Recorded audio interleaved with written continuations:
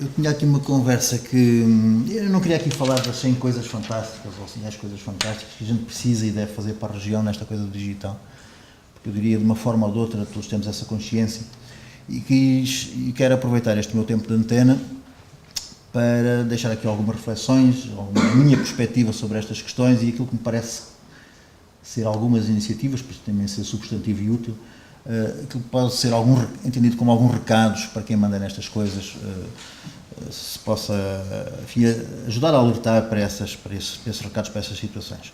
Outros meus problemas é que eu já vi, não estive aqui de manhã, não sei o que é que se passou, mas pelo que o engenheiro Carlos Neves agora disse, tinha aqui algumas coisas que já foram cobertas e algumas outras que se baseiam em dados dissonantes daqueles que foram apresentados e algumas outras recomendações que são contraditórias a algumas coisas que foram apresentadas. Portanto, há aqui alguma possibilidade de ter algum interesse, é isso que eu digo. Nesta hora da digestão, até é bom. Vamos lá ver. Essas coisas começam sempre onde estamos, é como o bocage, não é? De onde vens, para onde vais. Portanto, como é que estamos? Eu vou tentar aqui partilhar uma perspectiva e vou fazer isto muito rapidamente, como já perceberam, com uns 15 minutos ou 12 minutos. Se forem 12 minutos, daqueles do Carlos Neves, será uns 30 minutos. Vou tentar fazer isto muito rapidamente, muitas das coisas são conceitos que já temos por adquiridos. Como estamos, e vou fazer aqui o churadinho do regional do como estamos. Vou aqui tentar partilhar enfim, a minha perspectiva de a nova sociedade de informação, que não é esta coisa que tenho andado a falar. Por isso vou precisar de uma coisa chamada um conceito de singularidade tecnológica e acho tudo isto muito interessante e acho isto que é um assunto e foi por isso que aceitei este amável rosto convite que me esqueci de agradecer e que agradeço agora para vir aqui falar, porque eu acho que tudo isto cria uma oportunidade para a região que nós temos que ter a inteligência e a capacidade de aproveitar. E por isso vou precisar assim, de duas coisas meio estranhas, que é a singularidade tecnológica e a singularidade social, que já vou tentar explicar, e depois, para isto ser de facto útil, como eu há pouco disse, deixar aqui 3 ou 4 apontadores de preocupações minhas, que na minha perspectiva de pequeno gero devia ser preocupações também deles. Ok, se a gente olhar, como todos nós conhecemos estes valores, já estamos fartos de ver estas coisas, se olharmos para isto, a gente quando compara Portugal internacionalmente, alô? Quando compara Portugal, enfim, infelizmente já perdemos isto, não é que isto chegou um bocadito, mas quando compara Portugal internacionalmente, nós até nem comparamos nada mal com as coisas que se andaram a fazer pela Europa fora, e estamos habituados a ver esta, enfim, aproximação das linhas portuguesas e as linhas europeias numa série de indicadores interessantes. Claro que quando chegamos aos espaços da utilização as coisas pioram um bocadinho, já não são tão no pelotão da frente, mas eu diria que ainda são, em termos nacionais, não nos envergonham, enfim, para um país para a nossa escala. Bom, os problemas começam quando começamos a olhar, quando olhamos para estas coisas não numa perspectiva nacional, mas começamos a olhar numa perspectiva mais regional. E, portanto, esta sólida posição no meio do pelotão, que até, como eu acabei de dizer, é razoavelmente confortável, quando se começam a olhar pelas regiões, e aposto que não conseguem ler nada, mas acreditam no que eu vou dizer, quando se separa aqui Lisboa, do Alentejo e outras coisas, esta sólida posição na primeira metade do pelotão começa a perder-se e a gente começa a se aproximar rapidamente dos que estão atrás nesta corrida. Isto são dados, não, estes ainda não são da casa, não, aqui alguns são aqui da casa, da CCDRN, mas isto são dados que todos nós também conhecemos, o PIB, aqui nem consigo ler, o PIB regional, por NUT, não é? Cá vemos Lisboa, à frente de todos nós, e depois os outros, não é? Os outros, e sendo particularmente chato que nos outros o Norte ainda é pior que ainda está atrás de todos os outros, ou seja, não vamos na cabeça, vamos no pelotão, mas vamos no fim do pelotão ainda por cima.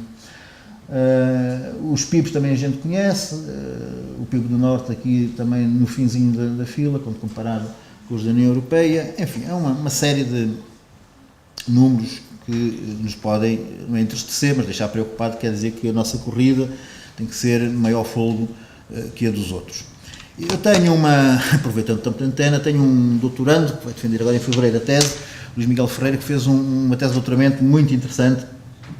Espero que o júri também ache que é muito interessante e o passe, um projeto de doutoramento constituindo um índice digital regional, que é um instrumento muito precioso porque a esmagadora maioria das nossas estatísticas são nacionais e, portanto, informação de base regional é muito difícil de arranjar de uma forma sistemática. Então ele entreteve-se andou uns poucos de anos a fazer com base em coisas como o âmbito, a predisposição para a utilização das TIC, a utilização, os impactos, enfim, arranjou para aqui umas classes e arranjou depois um conjunto, esta é que não é mesmo para lerem, só para verem que é verdade, um conjunto de atributos, e ali também não lê, mas são as fontes e coisas, e as fontes é um índice secundário, não tem observações diretas, é tudo por utilização de estatísticas feitas por outros ou estudos feitos por outros.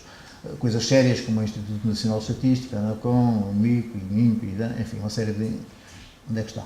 Está aqui a Universidade do Minho, que é seriíssima, e outras instituições muito sérias que estudam estas coisas, e ele agregou, compôs e fez lá uns passos de magia com os algoritmos mágicos.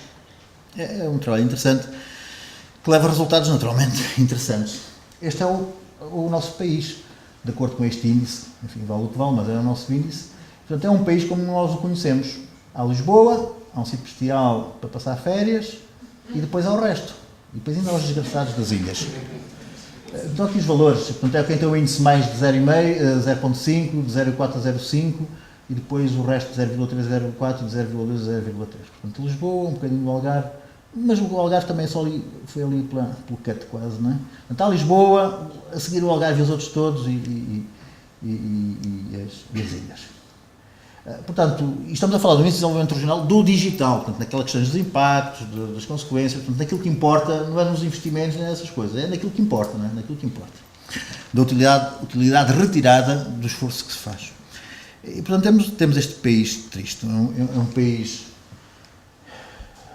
O país é alegre, depois dos golos do Ronaldo é muito mais alegre, mas neste aspecto da equidade, da justiça, no desenvolvimento da nova sociedade, é triste neste contexto, é só nesse sentido que eu estou a falar, como já entenderam. Quando desagravamos isto pelo contexto, pronto, é sempre a mesma coisa, o Norte aqui, tudo uma desgraça, Lisboa bem, infraestruturas, o Norte aqui muito atrás, percebe-se porque é que andaram a pôr o nosso dinheirinho todo nas infraestruturas, fizeram bem, a ver se esta vergonha vem aqui um bocadinho mais para cima. E é assim, na utilização, aqui Lisboa, aqui o Norte, e tudo cá em baixo, no impacto, muito cá em baixo, pelos vistos o Norte aqui, sendo claramente também dos segundos, tem a inteligência de tirar mais proveito dos investimentos que se foram feitos, o que é um sinal de inteligência nossa que nos deixa muito orgulhosos. Bom, mas é triste, o nosso cenário é triste, e isto, eu por acaso devia ter feito este gráfico, é que isto o Portugal é vermelho, o Norte é o Porto, azul, claro, tinha que ser, e aqui Lisboa está ao azul e o Portugal é o vermelho. Portanto, Lisboa, isto são os 4 grandes classes e o índice como um todo, portanto, Lisboa é muito mais que a média nacional e o Norte, que é esta azulinha aqui dentro, é muito menos que a média nacional. Portanto, isto prova graficamente aqui com o impacto, este pentágono torto, estamos tortos na construção, na corrida para a sociedade de informação aqui na região. Isto também são dados aqui da casa, julgo eu, correto? Não sei se é DRN. Aqui da casa, eu entendo da casa que não sei se é DRN. Também conhecem, certamente. Isto é quando compara a União Europeia com o Norte, não é? Portanto, curiosamente, apesar dos investimentos, não é? Dos quadros, aqui tem o QCA2, o 3, o CREN, portanto, quanto mais dinheiro se tem gasto, pior temos estado, quando comparados com a União Europeia, e ainda pior quando comparamos com Portugal. Portanto, quanto mais dinheiro se tem gasto, pior temos estado. Isto aqui é índice do PIB per capita. Portanto, pelos vistos, não temos sido capazes de aproveitar os investimentos que têm sido feitos naquilo que também interessa, que é no PIB. Já lá vou chegar ao PIB daqui a bocadinho. Estes são dois valores que eu utilizo para contrapor aquilo que hoje a Carlos Neves há pouco disse, que nós não devíamos, aliás já disse as duas coisas, disse que devíamos apostar em infraestruturas, depois mais adiante vou dizer que não devíamos apostar em infraestruturas, e assim meio esquizofrénico, mas como hoje é sexta-feira de tarde, a gente pode dizer o que nos apetecer, mas isto ajuda a perceber porque é que nós devíamos apostar em infraestruturas. É porque aqui temos aqui os países desenvolvidos, temos a média mundial e temos aqui os países em desenvolvimento, a diferença da internet fixa, não é? Portanto, cabelada. E aqui à frente temos o que é que se passa em termos de penetração da móvel. E percebemos, Portugal acho que anda por aqui, não é? Anda alguns por aqui. E, portanto, a diferença aqui é 8 para 25, enquanto aqui é 15 para 51 ou 52, não consigo ler. E nós andamos aqui pelos 20. Ou seja, claro que não estamos aqui bem, é preciso enterrar fibra e fazer umas coisas para a gente se aproximar no mundo desenvolvido, é verdade. Mas a nossa atraso em relação ao móvel ainda é muito maior. E portanto, levanta a questão se não seria mais interessante, apostar ali. Até porque há uns senhores, Chiang, Rossoto, têm uma teoria muito interessante, que dizem, provaram o seguinte: a percentagem de crescimento do PIB por cada 10 pontos percentuais de aumento da penetração de banda larga, e estudaram isso e chegaram a estas conclusões, quer para os países desenvolvidos, quer em vias de desenvolvimento. Ou seja, isto basicamente quer dizer que se aumentar a banda larga em 10 pontos percentuais, tem uma consequência, consigo observar diretamente no PIB um impacto, neste caso 0,77 ou 1,21, e se for na banda larga móvel 1,22, 1,38. Portanto, há uma correlação, mostrou uma correlação direta entre o PIB e o dinheiro que se põe em infraestrutura. O que é muito interessante. Se cruzarem este gráfico das diferenças da fixa para a móvel, vão perceber que é mais rentável apostar na banda larga móvel do que na fixa. O almoço foi interessante e percebi que, ainda que o bacalhau estivesse um pouco seco, mas estava bom, percebi que estas redes da nova geração eram de facto, e eram para mim, sempre as entendi como uma visão de alguma esperança sobre a infraestrutura regional. Eu julgava que tudo isto estava muito morto, ou por aí em vias. Isto foi adjudicado em março de 2010, já estamos em novembro de 2013 e pouco se tem ouvido falar. Tive a boa notícia, entre duas garrafadas, que isto está quase, e portanto aquela visão que se criou para a região de uma rede, pelos vistos, vai se concretizar.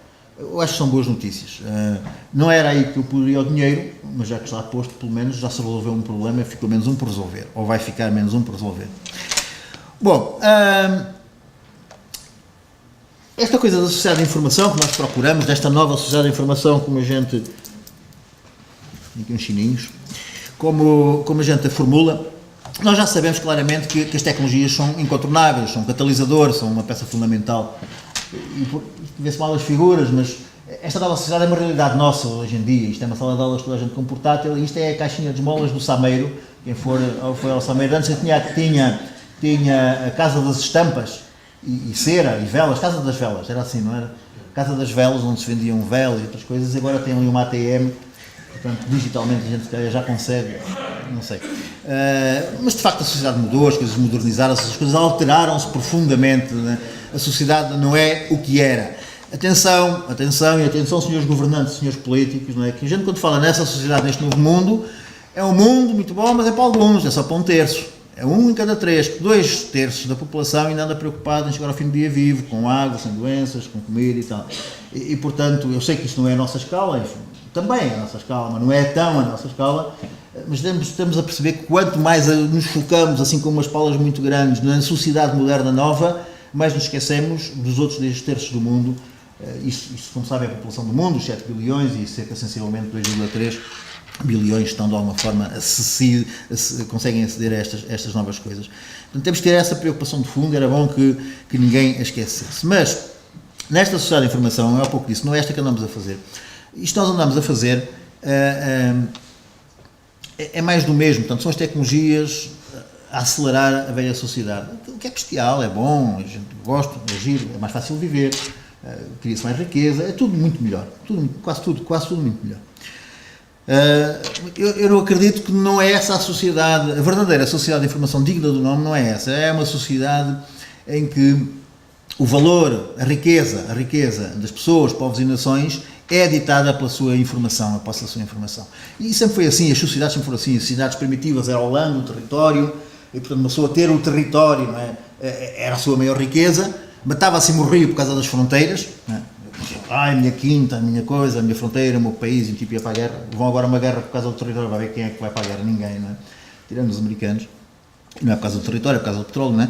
Mas depois passou a ser o capital, não é? Com as revoluções industriais, com a emergência do trabalho, do capitalismo, da sociedade capitalista, passou a ser o dinheiro, o símbolo último da riqueza. Eu quero acreditar que vai ser a informação o determinante maior da riqueza das pessoas, povos e nações. Isto depois eu conseguia argumentar-vos isto, não temos hoje aqui tempo, vão ficar por aqui. há dois exercícios muito simples que comprovam que o valor da informação é já hoje uma realidade e que andamos todos distraídos. A gente agarra a nossa informação e põe na janela, então para utilizar o Windows é literal, na janela da nossa casa, a nossa riqueza para o mundo pegar, e agarramos no nosso dinheiro e não fazemos isso, que é assim uma coisa paradoxal e devíamos pensar nisso. E que a informação tem valor, tem, é facilmente mensurável. Gente, quem tem cartão FNAC e vai à FNAC, os tipos da FNAC dão-lhe 5% sobre a sua compra, não é para fidelização, porque não há concorrência à FNAC, dão 5% da sua compra para ter a informação do seu consumo. É preciso perceber isso. Há um exemplo muito interessante que é o da Google, por exemplo. Alguém tem a capacidade, e não há nada a dormir, de tirar o valor da informação. Porque esta coisa não se faz com donativos da Santa Casa da Misericórdia. Alguém tem que pagar isto, não é? Estes 800, estas coisas, não sei o quê. E vejam só esta conta que está aqui em baixo. Sabem o que é isto? Isto é a conta da EDP. É a conta da luz elétrica, da energia elétrica, só para alimentar os processadores da Google. Só para alimentar os processadores. Portanto, eles têm 1.200.000 processadores, a 200 watts cada processador, a 0,0002 euros por watt, portanto 20 cêntimos por kilowatt, é o que está ali, vezes 24 dias, vezes 360, vezes 24 horas, vezes 365 dias, dá quase meio bilhão, 428 milhões de euros por ano de conta da luz. E se alguém tiver alguma noção de termodinâmica, sabe que esta coisa de energia, o que se gasta para aquecer, e isto é tudo dissipado em calor, o que se gasta para aquecer, gasta-se para arrefecer. Não é, Luís? Por causa da terceira lei da termodinâmica. E, portanto, gasta-se o tanto para arrefecer. Mais coisa, menos coisa. Portanto, isto só para a luz, para aquecer e arrefecer, é 1 bilhão de euros por ano. Agora, é preciso comprar, é preciso pagar as pessoas, é preciso mil coisas. Isso é o lado da despesa da operação. Custo de operação, não é? Custo de operação. Façam as contas aos AdSense, aos cliques e à publicidade e rapidamente, se fizerem como eu, pode ser que façam bem, mas se fizerem como eu, chegam à conclusão que o proveito da operação da Google não paga a despesa. Portanto, ou isto é financiado pela Santa Casa de Misericórdia, ou alguém consegue tirar da informação o valor que ela de facto tem para pagar o resto da conta. Ok? Não sei se é a CIA, a NSA, ou a FBI, ou outra coisa qualquer, mas alguém provavelmente consegue tirar esse valor da informação que nós tão facilmente, por enquanto, abdicamos. Mas um dia a gente depois pode falar nisso. Bom, o que é importante que eu queria chegar é o seguinte: nós temos de ter consciência que isto é tudo muito bom, esta coisa nesta sociedade da informação, isto é bestial. Eu gosto, não é? A pessoa mais velha gosta desta coisa porque teve muitas dificuldades a tratar com a informação e os primeiros computadores, aquilo tudo, e hoje em dia é um gozo, é um prazer, tudo é fácil, não é? A gente tem que perceber que isto, ontem à noite até pus aqui umas figurinhas, não tinha nada a fazer. Isto é uma gotinha, é uma tremura, não é? De uma ondazinha no lago, no mar. Porque isto é o que a gente está a viver agora. Quando isto for à séria, vou explicar porquê, vai ser assim, isto é um tsunami, não sei. Isto vai ser à séria. Não tenham dúvidas. Porquê? Porque assim, a humanidade, tudo isto tem a ver com a comunicação, não é? E a humanidade comunicou durante milénios de um para um ou de um para os poucos, e andou assim entretida e tal, a falar assim nas chumos, pintar nas cavernas, umas coisas, uns tambores, e andou assim a comunicar e a pensar. E foi vivendo. Até que um dia alguém lembrou e arranjou maneira de passar a comunicar de um para muitos. Basicamente, Gutenberg com a imprensa escrita e até aos dias de hoje com a nossa televisão não interativa, unidirecional, os mídias, os mass media, que é o termo que traduz. Portanto, é de um para os mass, para muitos. Bom, e essa revolução mudou o mundo, não é? Até há uma frase que é: a televisão, a caixa que mudou o mundo, toda a gente de acordo. O mundo, depois de dar essa possibilidade de comunicar de um para muitos, mudou radicalmente. Hoje o mundo é completamente diferente do que era antes do Gutenberg, no século XIV ou XV, Gutenberg no século XVI, não é? Qual é que a gente culta aqui nesta sala? Muito obrigado. É completamente diferente, não é? A nossa percepção do que é que são as coisas, como é que se cria, como é que se comercializa, o que é que acontece, o que é a política, tudo, a religião, tudo é completamente diferente. Só com essa mudançazinha de passar de um para muitos. Portanto, quando a humanidade adquiriu o direito de ouvir, hoje tenho o direito de ouvir, até há coisas para regular a nossa capacidade de ouvir. Para ti são 30 minutos e para mim 12 minutinhos. Pois é. Então lá se dará. Agora, o que está a passar agora, o que estamos agora aqui a começar a passar, mas que se vai passar, é o direito, a capacidade não só de ouvir, mas também de falar. Ou seja, a comunicação ser possível, o direito de ser ouvido, a comunicação ser possível de muitos para muitos. Isso é o que faz a internet fundamentalmente. Então vejam só as primeiras experienciazinhas, as primeiras consequências do Twitter, do Facebook, essas coisas, na Primavera Árabe, em Wall Street, não sei, isto foi só para aquecer, não é? É só assim umas coisinhas, não é? Porque quando isto for de facto a sério, não é? E há de ser a sério, vamos ver, há de ser, exagerei, entusiasmei, porque há esforços seríssimos em controlar a internet, e é por causa disto, não é por causa de mais nada, não é? E infelizmente já há gente a trabalhar para haver internets que não precisam de infraestruturas controláveis, com os grandes trunks, os backbones, os sítios onde se controla, que torna muito fácil os prisma, como se fizeram, não é? Foi só ir às plaquinhas de Alcatel das nossas centrais portuguesas de comunicação, mudar a plaquinha, tipo mafioso da CIA, mudou a plaquinha e toda a nossa comunicação, tudo espelhado para os Estados Unidos. Foi assim que aconteceu. Até se posso dizer o nome do homem se quiserem saber.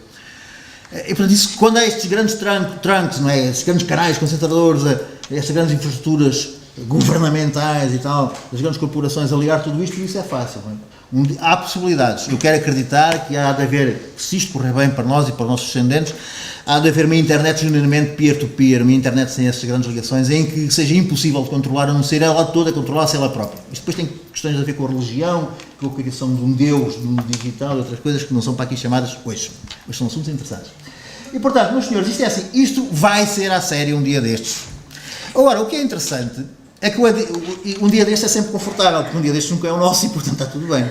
A chatice é que há uns senhores que dizem que o dia destes é, pelo menos para os mais novos, quase certeza no horizonte deles, dos mais novos. Porque nós já temos esta percepção, não é? Isto é o que acontece em 60 segundos, eu nem consigo ler. São não sei quantos milhares, muitas coisas, muitos milhões, muitas coisas. 694 mil queries na Google por segundo. 168 milhões de e-mails por segundo. Os nossos tempos são os tempos no digital absolutamente acelerados. Porquê é que isto é chato? Não é chato. Porquê é que isto é bom, mas porquê é que isto é preocupante? Porque há aqui muitos senhores, que inventaram umas coisas, enfim, têm que fazer e fazem estas coisas, como por exemplo o Sr. Moore, que inventou uma lei que é a lei de Moore, que todos conhecem provavelmente, em que diz assim, esta coisa dos processadores em cada 18 meses duplicam a capacidade pelo mesmo custo. Quando inventaram isso era giro, era só uma lei. Depois os anos foram-se passando, e o raio da lei verificou-se integralmente. A gente começa a dizer, se isto é assim, é porque há alguma expectativa de no futuro também vir a ser assim.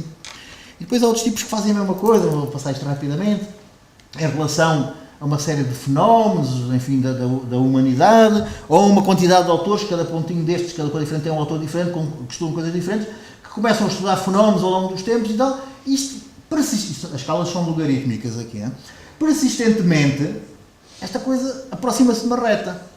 A gira disto é que esta reta está a chegar ali aos nossos tempos, ou seja, aqui, a gente consegue dizer que há 20 e 30 anos, alguma coisa está para aquecer, está para acontecer. E o que é essa coisa? Essa coisa, diz alguns autores, que há 2 anos voltou-se a falar nele. O homem disse isto há uns 35 ou 40 anos, é mais um maluco a fazer previsões do futuro, mas aqui há 2 anos perceberam que ele, tudo o que disse aconteceu, então deixa lá ver. Agora era um tipo muito procurado para estas conversas. Definiu esta coisa de singularidade tecnológica. Primeiro conceito. Está ali escrito. Singularidade tecnológica é o que se chama um evento histórico previsto para o futuro, na qual a humanidade atravessará um estágio de notável avanço tecnológico num curtíssimo espaço de tempo. Isto tem a ver com a aceleração, a escala logarítmica. Não é? E nós vivemos isso, cada vez mais depressa, mais coisas são resolvidas, inventadas, mas é acelerada. Não é que esteja a dar muito força. Com isso vivemos bem. Muito depressa. É acelerada, é cada vez mais acelerada. Portanto, isto é um limite. E esse limite é aqui definido como a tal singularidade. Ou seja, é um momento a partir do qual as coisas evoluem de tal forma rapidamente que deixam de ser possíveis de ser previstas. Nós, o lei de Moore, não sei o que prevê, aqueles todos prevêem, mas por definição dessa singularidade, a coisa é tão rápida que deixa de ser possível ser previsto. É o equivalente no social às revoluções. Não é? As revoluções há uma convergência de um conjunto, em termos sociais, convergência de um conjunto de coisas, o que dali sai, sei lá, um tipo deixa cair um vaso, faz um barulho, mata não sei o que é um rumo, o outro põe uma flor no cano não sei o que é outro rumo, quer dizer, é imprevisível, aquilo por coisas menores, não é? O tal bater da asa do outro, não é? Por coisas menores, aquilo pode tomar rumos imprevisíveis numa revolução. Pronto, e no tecnológico, o que dizem estes autores é que isso vai ser assim. Estamos aproximados de uma singularidade tecnológica, é o momento a partir do qual a evolução é tão acelerada, que a gente não consegue adivinhar. A única coisa que mantém algum consenso é que vai acontecer isto. Aí sim é o momento em que o digital iguala e supera o cérebro humano. A inteligência artificial é de facto, deixa de ser perceptível manter um diálogo, uma ação, uma atividade, e a gente deixa de conseguir perceber se é feita por uma máquina, se é feita por uma pessoa, qualquer que ela seja. Bom, porque é que eu acho isso interessante? É que isto só é bom para todos nós que nos preocupamos com todos nós, se nós tivermos a habilidade de fazer desta singularidade tecnológica que aí se desenha uma singularidade social. Porquê? Porque, assim, eu não sei como é que estão, eu estou muito desconfortável como o mundo anda. O mundo anda uma porcaria. O mundo anda uma atrapalhada. O nosso país, isto não tem a ver com política, mas a sociedade, esta coisa não está bem. Acho que o mundo não está bem.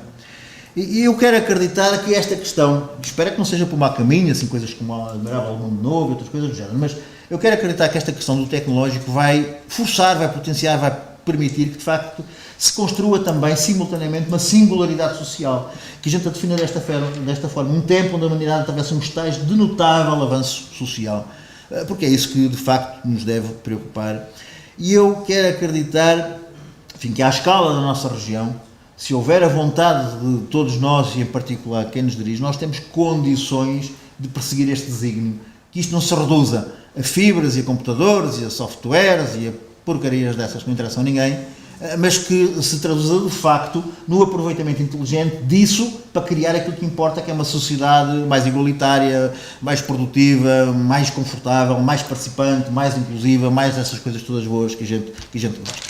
É difícil? Não sei, é de ser difícil, mas ainda bem que eu não sou político e eles que se entretenham, mas é para isso que lá estão. Agora, há aqui 2 ou 3 pistas que eu consigo, são os 3 últimos slides para acabar, as 3 pistas que eu queria deixar aqui. Sobre a acessibilidade, nada disto se faz, eu não gosto das tecnologias, acho que as tecnologias têm sido um espaço de coisas muito complicadas, não vou aqui descrever, mas são incontornáveis, são catalisadores, sem elas nada se faz também, não é? E, portanto, eu diria assim, sobre o acesso, bom, olha, pelo visto já foi assunto aqui tratado de manhã, que eu perdi. Primeiro havia de resolver esta questão de descobrir o que existe, não é? A ideia que eu tenho, e já andei envolvido em umas coisas de Braga Digital, Ave Digital, o Entrador e Voga, Entrador e Voga?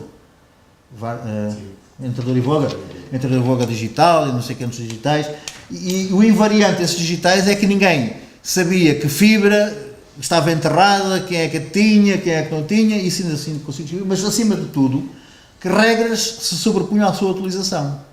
O invariante é que aquilo tinha sido pago por eles parcialmente com dinheiros públicos. Aí não havia dúvidas. Agora, e o dono? E quem é que pode fazer, como pode fazer, que conteúdos, pode haver conteúdos comerciais, tem que ser só académicos, tem que ser só sociais, não sei o quê. É a maior das desregulações e confusões. Eu espero que aqui na região haja esse cuidado e isso não venha a acontecer. Mas descobrir o que é que existe e quem é que manda e em condições é que aquilo pode ser utilizado e pode ser posto à utilização da região era fundamental. Portanto, rentabilizar a fibra existente era fundamental, não era por mais, era rentabilizar o que já existe. A questão, não sei, era uma coisa quase interessante de ser estudada, né? Da fibra escura que está enterrada, qual é a porcentagem que está de facto a ser utilizada, né? Eu vejo para Braga, eu vejo 48 pares, há 2 pares para ali, né? Então e os outros 42 pares? Essas contas eram engraçadas de ser feitas. Bom, e depois, por causa daquela lógica de é o mais rentável acelerar, apostar na banda larga móvel, né? Aquele raciocínio que fiz há bocado. O que é preciso fazer aqui? Bom, é fazer o trabalho de casa, é estudar, estabelecer políticas, não é preciso fazer muito, não é? É preciso perceber o que é para fazer, estudar o assunto com seriedade, desinteressadamente, não é estudar aquilo na perspectiva do negócio, da oportunidade do projeto da universidade, da venda do equipamento, não é estudar essa perspectiva, é arranjar maneira de estudar isso desinteressadamente, altruisticamente, e estabelecer as regras do jogo para fazer o que é para fazer. Penúltimo, para sossego de todos. Na sociedade, bom, é claro, são as pessoas, apostar na capacitação das pessoas, na participação, na internet de proximidade. Internet de proximidade é uma coisa que se ouve falar pouco, que eu acredito muito, aliás é uma das razões e o meu interesse egoísta na rede de Casa dos Conhecimentos que eu vou falar é precisamente arranjar um espaço para a universidade, a minha, do minho, conseguir fazer algumas experiências de internet de proximidade. Eu quero acreditar que depois desta euforia do any place, anytime, anywhere, any tudo, não é? Que é tudo do mundo e tal. As questões de proximidade física, de conhecimento pessoal, de contacto e da utilização dos meios digitais para criar comunidades mais sólidas, mais ricas, mais produtivas, geograficamente coesas, portanto, viverem, encontrarem-se no mesmo chão, vai ser o que vem a seguir. A importância vem aí. E, portanto, nós precisamos de fazer algumas experiências para mostrar ao mundo, não é? Como se diz assim, a gente levar para o mundo o saber, é preciso criá-lo primeiro, não é? E, portanto, isto é uma espécie, a universidade quer fazer que isto seja um laboratório para começar a experimentar umas coisas de internet de proximidade, porque acreditamos que vai ser um terreno que vai explodir. Não dispensa ao digital, a questão é como se aproveita os mecanismos enfim, universais para potenciar as comunidades e a utilização dessa internet em contextos geográficos limitados. Bom, para isso, isto é um exemplo apenas. A Rede de Casas de Conhecimento é uma iniciativa do São Domingo que envolve a Câmara de Faf, Vieira do Minho, Paredes de Coura, Vila Verde, Boticas, e andamos em grandes conversações com Ponte Lima. Onde é que está aqui o Sr. de Ponte Lima? O Sr. Vereador? Não, está ali ao fundo. Estamos em grandes conversações com Ponte Lima e depois ainda há uma fila, não é uma fila de espera, mas há mais 2 ou 3 câmaras, que basicamente é um sítio, isto explica-se em 30 segundos, era bom. É só para é um sítio de grande convergência, de grande intensidade tecnológica, acessibilidade, a rede, videoconferência, tá? E meios para fruir isso tudo, que seja um ponto de convergência dos diversos públicos em espaço nobre do Concelho e em sítio onde não haja a universidade.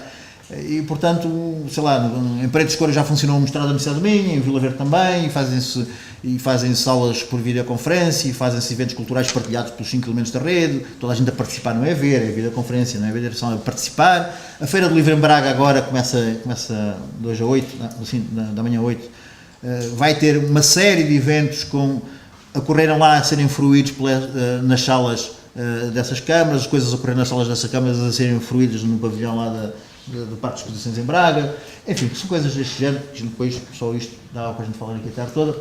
Pronto, mas é um exemplo da necessidade de arranjar espaços para envolver as pessoas, capacitar as pessoas, integrar as pessoas, motivar as pessoas a fazerem coisas neste digital. Há aqui uma grande preocupação, eu tive a sorte de ficar um almoço ao lado do engenheiro Carlos Neves e é uma preocupação que eu tenho, não sei se toda a gente acompanha, que há neste momento um prazo de março que o Ministro deu para o sistema de ensino superior se organizar. Isto pode ser terrível para a região, não é? E, portanto, vai alguma coisa acontecer aqui na região norte, pode acontecer diversos cenários, há quem fale, vamos juntar a Universidade do Porto, a do Minho e a do Utado, e vamos esquecer os politécnicos, há quem fale, vamos juntar todos, um grande saco, há quem fale, não, vamos criar 2 grandes universidades, enfim, há diversos cenários. Eu não vou aqui fazer defesa de nenhum, que não seria politicamente correto, até que é um assunto em discussão, e muito aberto, na minha universidade em particular mas eu chamo a atenção, eu faço aqui um grito de preocupação, que o que se faça aí nesse espaço vai ser reversível e podemos encontrar soluções que desertifiquem ainda mais a nossa região, com prejuízo para todos, nem para os centralismos, nem para coisa nenhuma. Pode ser terrível o que se faz, e não sei se é esse o sentido, não é certamente esse sentido de desertificação que nos leva e nos motiva para estarmos aqui a gastar e a utilizar o nosso tempo e a nossa atenção. Bom, passada esta arcada de preocupação, mesmo no último slide, o que fazer? Isto é um slide que eu utilizo, esta conversa eu utilizo sempre para os meus alunos, porque eu digo sempre assim, 99% destas coisas resolvem-se com o bom senso e sabedoria popular. Os ditados, as coisas das nossas avózinhas e tal. A sabedoria que é preciso para esta coisa correr bem está tudo aí. E esta é a mesma coisa, o que é preciso de facto fazer? E é para deixar estas pistas. Não se consegue gerir sem informação, não há esse milagre. E, portanto, informação regional à séria, tem que se arranjar uma solução para isso. Não pode ser aqueles questionários, mas não pode ser assim. Não é? A região, se quer, de facto, descolar das outras, tem que ter um sistema de informação regional, não é? Uma coisa a funcionar, independentemente dos programas, dos incentivos, dos objetivos, tem que ter qualquer coisa que alimente e recolha a informação e providencie os gestores daquilo que precisam para fazer a gestão, que é a informação. Não se faz com outra coisa, só com a informação. E sem informação de qualidade e equidade, nada não se pode fazer boa gestão, não há milagres. Depois, este princípio básico da racionalidade, não é? Pensar antes de fazer. Isto é um nome muito feio, que é o planeamento, a planear, o nome é demodé, mas a atitude não é, não é? As coisas importantes da nossa vida é incentivado, e alguns fazem, que é aplicar esta racionalidade, pensar antes de fazer, assim. Mãe, vou casar, filho, pensa bem, não é? Eu vou comprar uma casa, aí pensa bem, e faz parte da nossa sobrevivência, do nosso estar. Mas depois quando chega a estas coisas, a gente tem esta mania de voluntariosamente arranca para um lado, arranca para o outro, é uma coisa, ia dar nomes e dizer, infraestrutura para um lado, mas não larga para o outro, mas não vou dizer isso. Não, é preciso pensar antes de fazer, tirar daí as consequências, para fazê-lo bem, tirar essas consequências e pôr isso de uma forma sistémica, sistemática e holística em documentos em que as coisas todas façam sentido. E depois é preciso acabar por o importante, que é não esquecer de fazer. Mas não é fazer aos pilotinhos, porque isso já tivemos as regiões digitais, essas coisas todas. Vamos brincar às experienciazinhas. E depois que é resolver que é um problema de uma forma sistemática para toda uma região, para toda uma cidade, não sei o quê, raramente se faz. Vamos brincar ao acesso Wi-Fi. Ok, vamos 10 pontos na minha cidade. Ei, que giro, tem 10 pontos na minha cidade Wi-Fi. E está o problema resolvido? Não, está naqueles 10 pontos, até acabar o dinheiro. Portanto, não se tem procurado sistematicamente resolver situações. Eu disse que tive a oportunidade antes do pauzinho, no princípio, mas quer dizer isso na altura ao pesado, não é? Acabe-se. Aliás, até era o irmão daquele senhor, que eram os dois apoiantes em Lisboa, nessa área do Norte, que apoiávamos, fizemos essa luta predadora, que era, agarra-se no dinheiro todo, nos milhões todos, e diga assim, olha, tem que haver aqui uns milhõezinhos para fazer experiências, que senão, sem experiências não se avança. Experimentar se dá, se não dá. Mas depois, o grosso dos milhões tem que ser posto e aproveitado para fazer o deployment, para pôr a funcionar as experiências do passado, dos ciclos anteriores que resultaram. Não é voltar a fazer as mesmas experiências a ver se agora funciona quando não deu resultado.